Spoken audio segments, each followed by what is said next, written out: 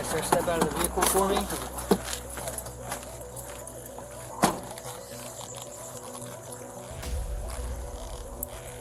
114 yellow. What code for? Welcome back to Internal Affairs, a police podcast here with the IA guy. And let me tell you, we got a breakdown of an incident that's on and popping. Leonard Perez is coming back because he worked in Internal Affairs. I worked in Internal Affairs. We have to tell you about this incident that went viral. The San Diego police officer that locked himself in the backseat, or if you want to call it a cabin, of a police vehicle with an arrestee. The details about this incident are pretty wow. They should be shocking to you, but more than anything, we're going to break down the process by which Internal Affairs goes about investigating these particular type of incidents. Stay tuned, and we'll get right to it. But before we break it down, you got to watch a little bit of the body-worn video. Take a look. Okay. I'm just going to go to my car right here, okay? Follow me.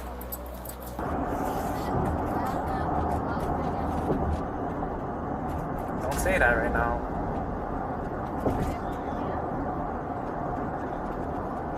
No, I said don't say that right now because everything's being recorded right now. Alright, sir, step out of the vehicle for me.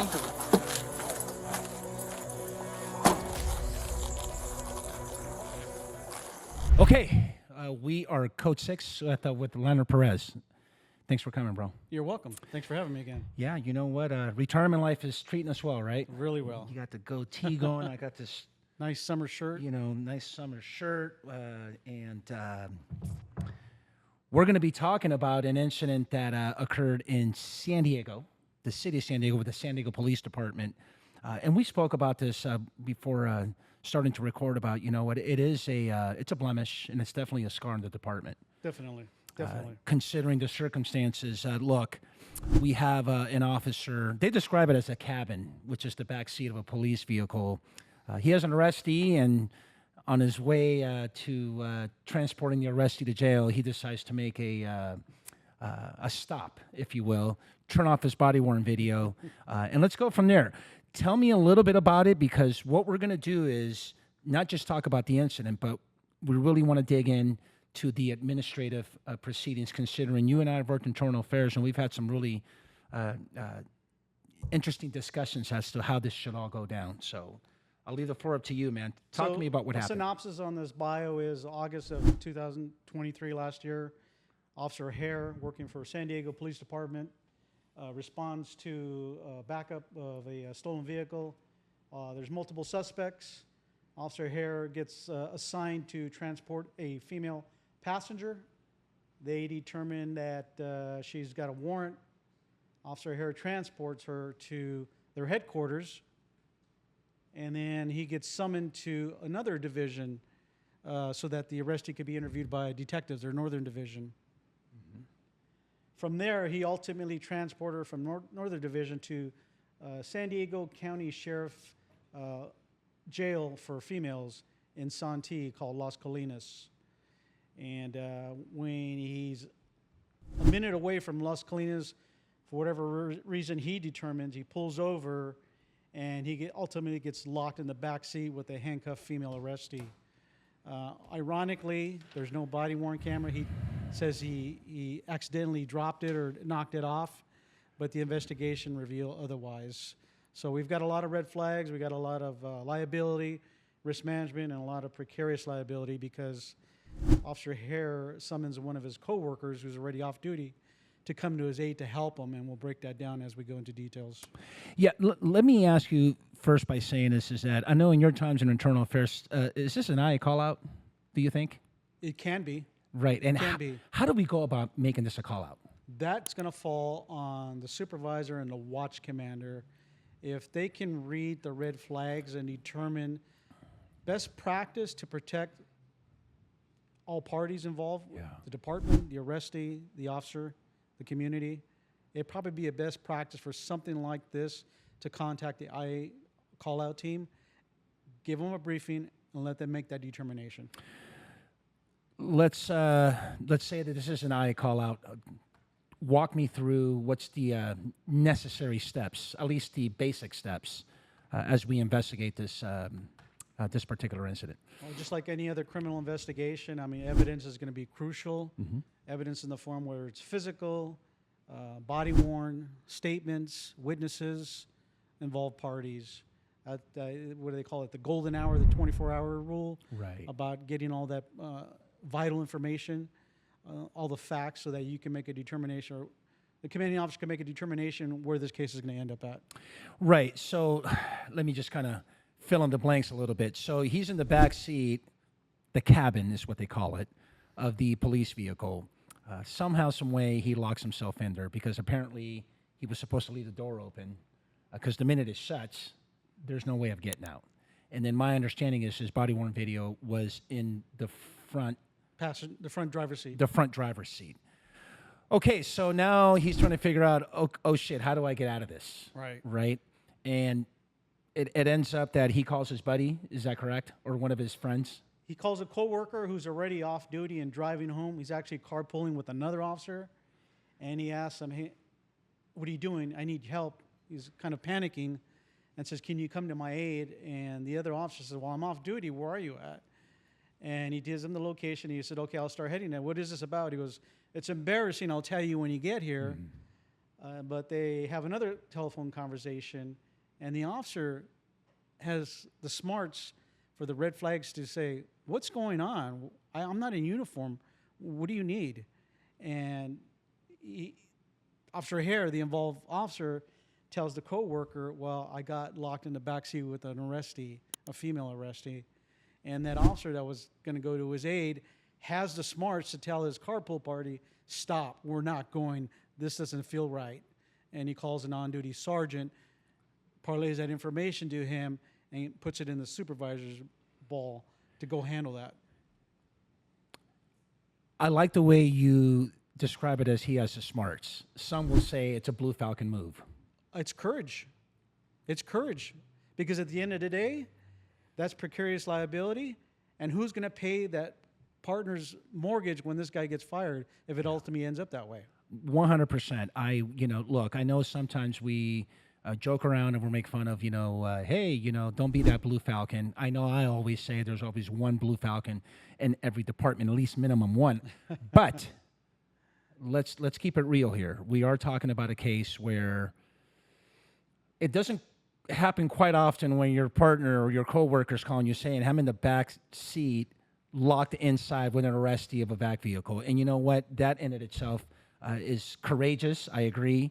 I think it takes, look, you're putting me in a really bad predicament, and you're automatically involved. Well, let's play hypothetical. What if that officer did respond and he's out of uniform? How is he going to explain that once that comes up on dash cam or body-worn cam or somebody's ring camera? Like, what were you doing there?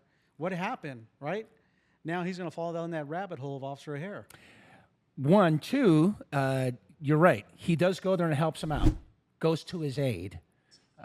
He gets out of the code 4.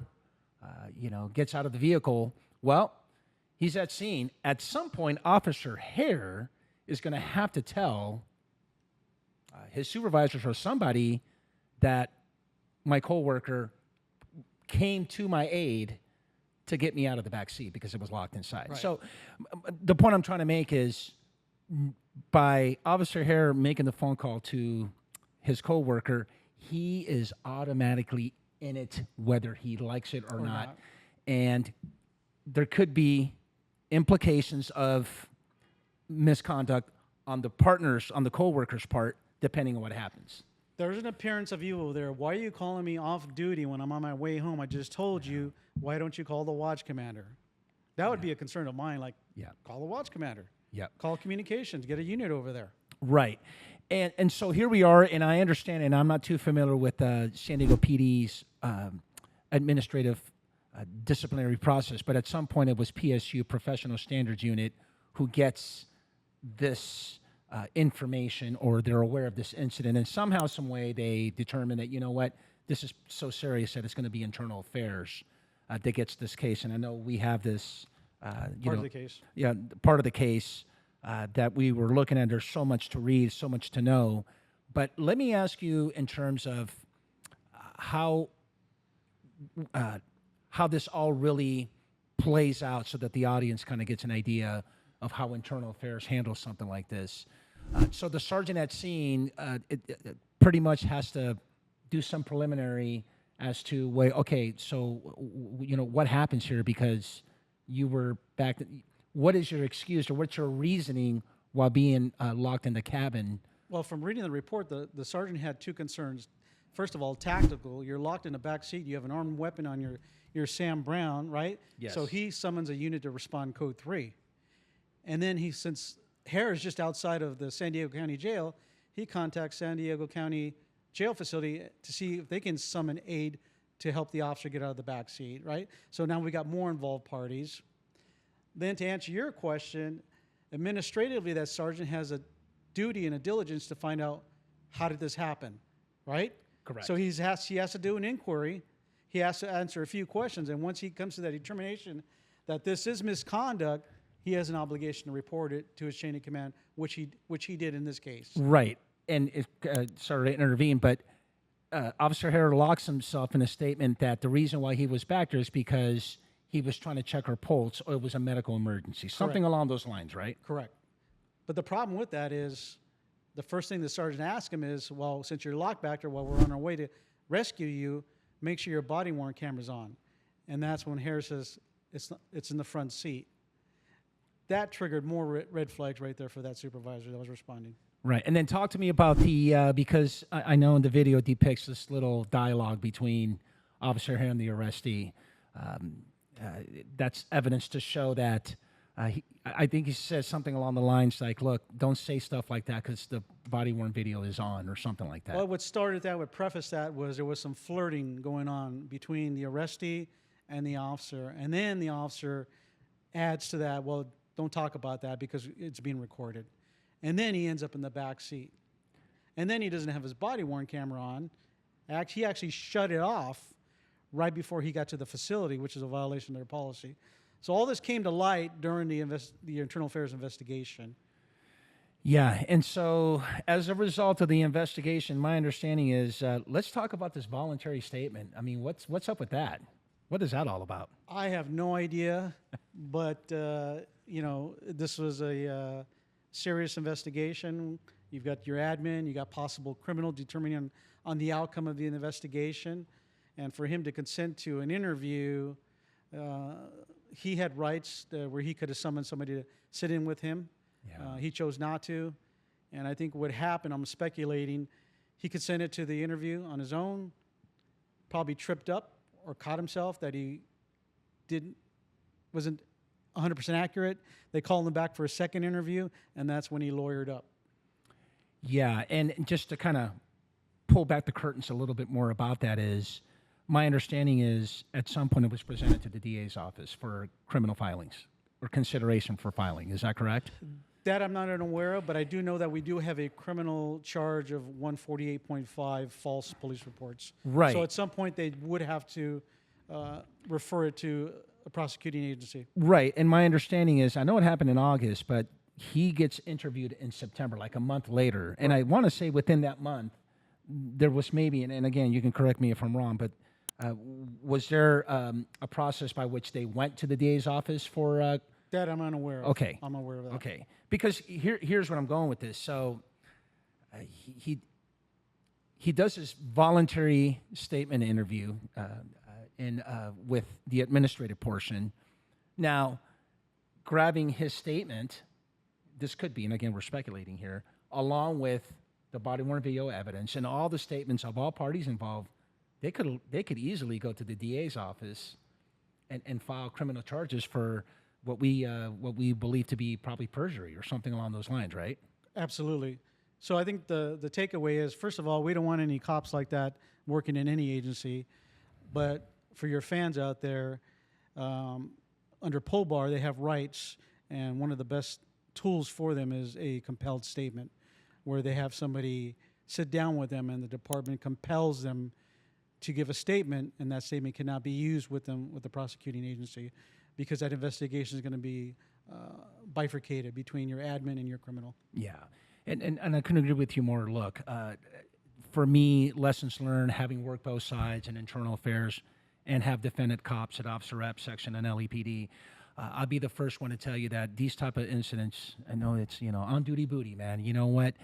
These are the type of incidents that could end up losing everything. As a matter of fact, as I'm reading this and I'm getting more familiar with this incident, I applaud San Diego PD for expediting this. The only criticism that I have is, I got these allegations. There's 8 of them. One of the allegations is the transportation of the female prisoner. That's one, right, from headquarters to Northern Division. The second allegation is the transportation from Northern Division to Las Colinas, like you mentioned. Then the third one, it says driving to the speeds in excess of 90 miles an hour, right?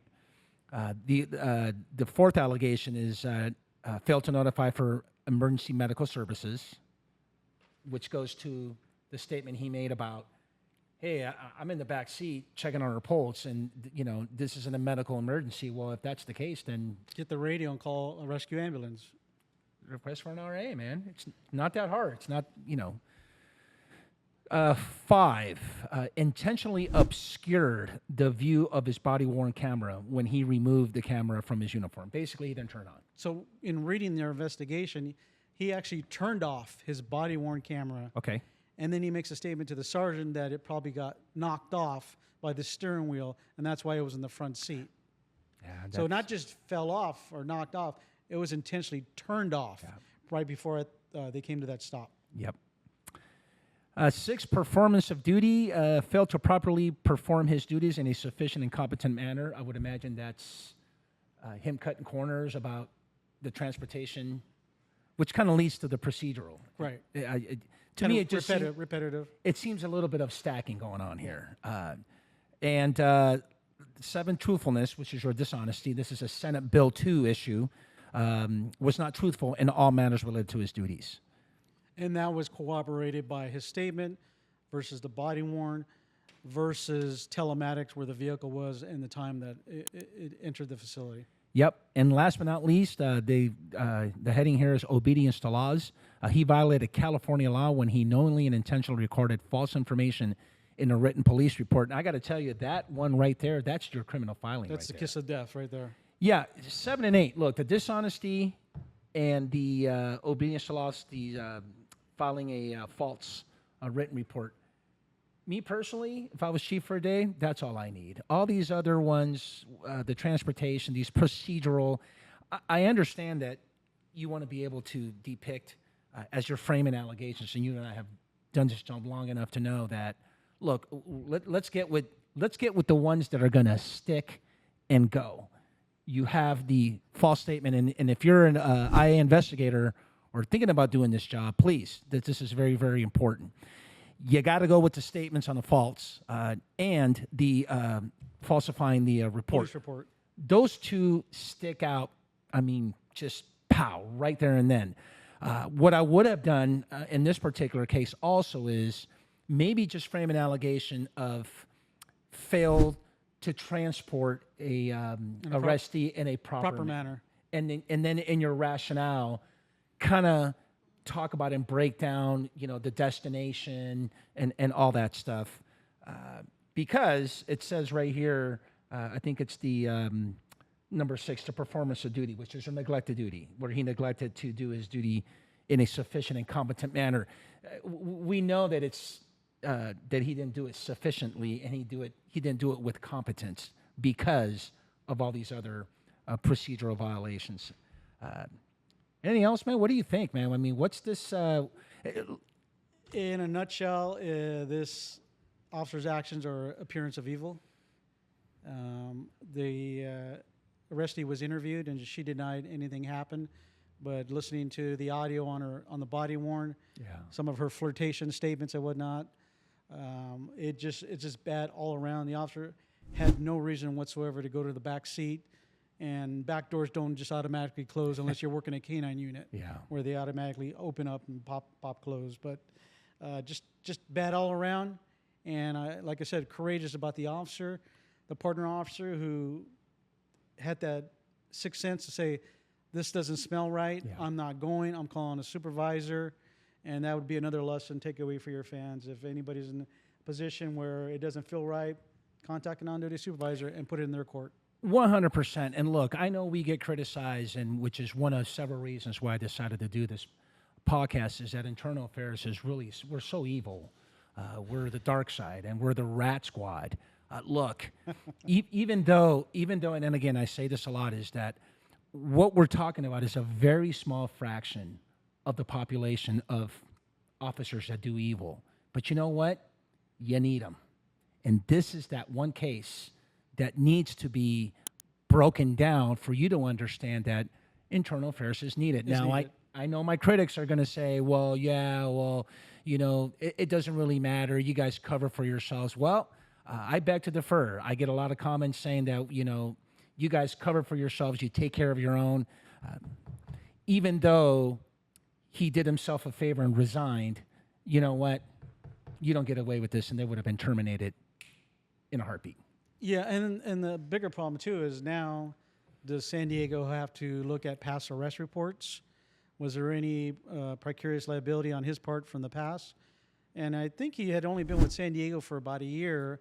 I wonder if he was with another agency, if there was any problems at the other agency before he came to San Diego. That'd be another red flag I would like to find out about.